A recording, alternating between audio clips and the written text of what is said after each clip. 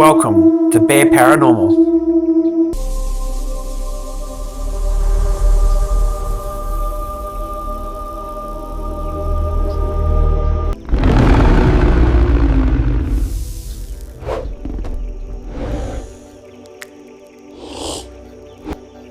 The Indigo Investigators, Season 2, Book 1, The Bleeding Heart of Uluru, Chapter 1, The Monolith and the Messenger.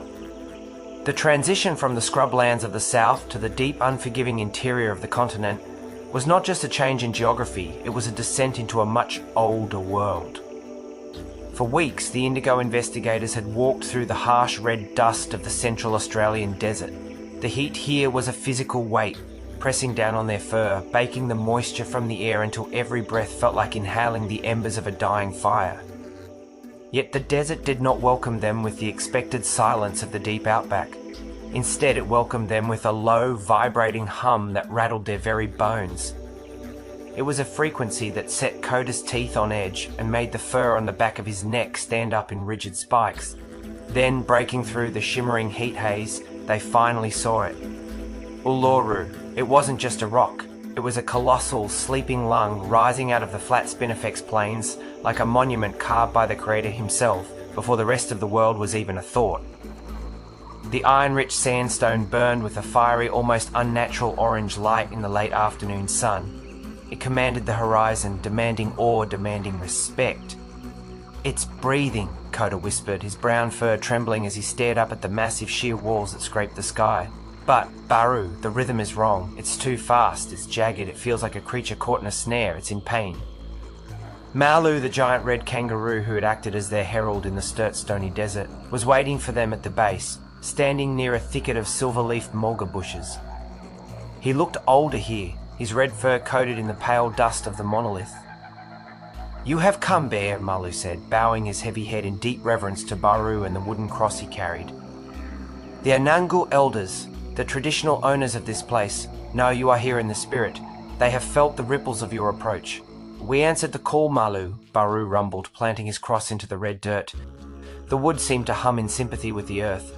"But you must tread carefully," Malu warned, his large liquid eyes filled with an ancient sorrow.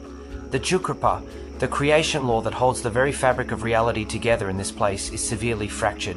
The heart of the continent is bleeding shadows, and despite all the songs sung by the lawmen, we do not know the source of the wound. The sickness is deep inside the stone." Chapter 2. The Graveyard of the Stolen Stones. Before they could heal the rock, they needed to understand the scope of the sickness. Malu led the team away from the designated tourist areas, guiding them through hidden tracks in the Spinifex until they reached a restricted corrugated iron ranger station, hidden from the public eye. Inside the sweltering shed were rows upon rows of stacked cardboard boxes. Some were old and fraying, covered in faded international postage stamps. Others were fresh, sealed with modern packing tape. "These are the sorry rocks," Malu explained, his voice echoing in the stifling room. "For decades, despite the warnings of the Anangu, tourists climbed the rock and stole pieces of it. They wanted a piece of the magic, a souvenir of the sacred. But the land does not belong to them. When the curse fell upon them, marriages failing, sudden mysterious sicknesses, financial ruin and terrifying nightmares of red sand and shadow, they mailed the stones back from all over the world, begging for forgiveness." Bira and Lawana, the koala guardians, approached the boxes. They moved in perfect unison, pulling dried gum leaves from their pouches and igniting them in the smoking coolamon. As the fragrant blue-grey smoke drifted over the cardboard boxes, the veil between the physical and the spiritual realms dissolved. The silence of the shed was instantly replaced by a deafening, chaotic roar. Thousands of tiny fractured spirits were screaming. They were trapped inside the rocks and the boxes, swirling like angry bees in a glass jar. They have been returned to the physical land, but they cannot find their spiritual resting places, Baru realized, his amber eyes glowing with a profound sorrow as he looked at the boxes. They are crying out to be reunited with the Mother Stone, but something is blocking the rocks from rejoining the monolith. A spiritual barrier has been erected. "A mystery," Tarkin, the Tasmanian devil, rasped. He paced the floor of the shed, his white chest blaze flaring in the dim light. The guardian of the clean path could smell the corruption. "Someone, or something, is holding the door closed from the inside. They are keeping the wound open on purpose." Chapter 3. The scar of the chain to understand the nature of the barrier. The team had to walk the base of Uluru to the western face, the site of the infamous old climbing path. Though the physical metal chain and posts had finally been removed by the park rangers in 2019, the spiritual scar remained etched into the fabric of the Chukurpa. Millions of disrespectful footsteps, clad in heavy boots, had left a deep trail of bruised, heavy energy winding up the steep, terrifyingly smooth rock face. It looked like a permanent white scratch on a perfect red canvas. "Look up there," Coda pointed, his scout senses tingling so violently that his paws ached. Slowly, almost imperceptibly, a thick grey sludge was oozing down the ghost of the chain path. It didn't look like desert sand or sandstone runoff. It was oily, catching the light with a sickly sheen, and it smelled distinctly of sulphur, burnt earth, and raw, unrestrained greed. It was the exact same metallic stench they had fought in the deep shafts of the Broken Hill lead mines. "The greed of the East has followed us," Baru growled, his lips pulling back to reveal his massive teeth. "When we cleansed the mines of Broken Hill and released the silver ghosts, a remnant of that heavy metal spirit fled into the desert to escape the light. It has migrated here across the bone-white desert and attached itself to the scar of the climb. It is feeding on the trauma of the rock, gorging itself on the pain of the broken law." Tarkin stepped to the very base of the scar, planting his clawed feet into the red dust. He inhaled the dry desert air, his chest expanding, and unleashed his holy scream, the Purinakaina roar. The sonic wave of pure, concentrated light tore through the air, striking the bottom of the grey sludge. The lowest tendrils of the parasite shattered into a million harmless crystals of light. But it wasn't enough. The parasite was too massive. It was entrenched deep within the very pores of the rock itself, anchored by a power they couldn't see from the surface. The sludge simply reformed, oozing lower, mocking their efforts. Chapter 4, the Tasmanian scrying. "We cannot fight it from the outside. We need to see the parasite's core," Baru said, signalling a strategic retreat. They moved to the safety of the Mutejulu waterhole, tucked into a deep shaded crevice at the base of the rock. The air here was blessedly cool, shaded by ancient bloodwood trees and native figs. The sheer walls above them were painted with ancient rock art telling the stories of Wanampi, the water snake. Baru reached deep into his woven pouch and pulled out the ancient sacred artifacts they had recovered in Lutruwita, the black obsidian heart from the sea caves of Cape Grim, and the green jade of the forest from the Huon pines. He placed them gently into the shallow, perfectly still water of the pool. "Stones of the hidden path, you who see what is veiled, show me the blockage," Baru commanded, his voice echoing off the curved canyon walls. The waterhole immediately acted as a massive liquid crystal ball. The Tasmanian stones began to glow beneath the water, one black, one green, casting a bioluminescent light that projected an image onto the surface of the pool. It revealed the inside of Uluru, a place no physical eye could ever see. Deep within a sealed, cavernous spiritual chamber, the greed spirit had taken form. It was a massive iron-spiked mokoi, a jagged monstrosity of slag and cold metal that looked entirely alien against the warm, smooth sandstone of the cavern. And in its heavy leaden claws it was hoarding a single radiant pulsing red stone. "The keystone," Malu gasped, his ears pinning back in horror as he looked over Baru's shoulder at the vision in the water. "That is the first stone ever stolen by the ghost people, taken decades ago. It is the anchor of the Mala, the rufous hare wallaby creation story. Because the keystone is missing from the center of the Chukurpa, the spiritual puzzle is incomplete. The sorry rocks cannot reconnect without their anchor. The Iron Spirit is using the stolen keystone to hold the entire monolith hostage, feeding off the unhealed grief of the land." Chapter 5. The Descent into the Dreamtime. The only way to reach the Iron Spirit and reclaim the keystone was to leave the physical world behind and enter the Dreamtime directly. Bira and Loana set to work. They piled the kulam on high with dry desert oak, spinifex grass, and the pungent resin of the spinifex plant. The team formed a tight circle around the bowl, breathing in the thick sacred smoke. Baru began to chant, a deep rhythmic sound that matched the frantic heartbeat of the rock. Slowly, the physical world, the red sand, the waterhole, the bloodwood trees, began to dissolve. The air grew thick and heavy, and reality shifted into a landscape of swirling, neon-coloured dots, winding lines, and ancient glowing songlines that painted the air like ribbons of fire. They found themselves standing inside the spiritual cavern of Uluru. The walls of this inner sanctum pulsed with the living stories of the Liru and the Kunia. But the beauty of the Chukurpa was horribly corrupted at the centre of the room. There sat the Iron Spirit. Up close, it was even more grotesque. It was made of rusted gears, jagged iron spikes, and weeping lead. It reeked of industrial waste and selfish desire. In the centre of its chest, gripped tightly by metallic claws, was the pulsing red keystone, struggling to shine through the darkness. "You cannot have it, Bear," the Iron Spirit hissed. Its voice didn't sound like a living thing. It sounded like grinding gears, screeching brakes, and collapsing mine shafts. "I will turn this sandstone heart into a quarry of iron. I will mine the spirit of this land, strip it of its magic, until nothing is left but a cold, dead rock." Chapter 6. The Battle of the Mala Cave. Tarkin did not wait for a command. The Tasmanian Devil launched himself across the cavern at the Iron Spirit, his jaws snapping with holy fire. He tore a chunk of the metallic armour away from the spirit's leg, his teeth crunching through the slag. But the Iron Spirit was incredibly heavy and immensely strong.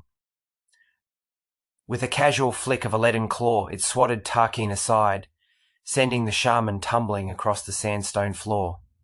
Coda darted into the fray, using his incredible speed to distract the beast. He ran in zigzags, bouncing off the cavern walls, drawing its heavy, sluggish strikes away from Baru and Tarkin. "We aren't strong enough," Coda yelled, barely dodging a spike of solid iron that shattered the ground where he had just stood. "It's absorbed too much greed from the humans. It's too heavy for us to move." Bira and Lowana rushed forward, not to attack, but to defend. They swung the Kulamon in wide arcs, creating thick shields of gumleaf smoke that deflected the toxic grey sludge the Iron Spirit spat at them.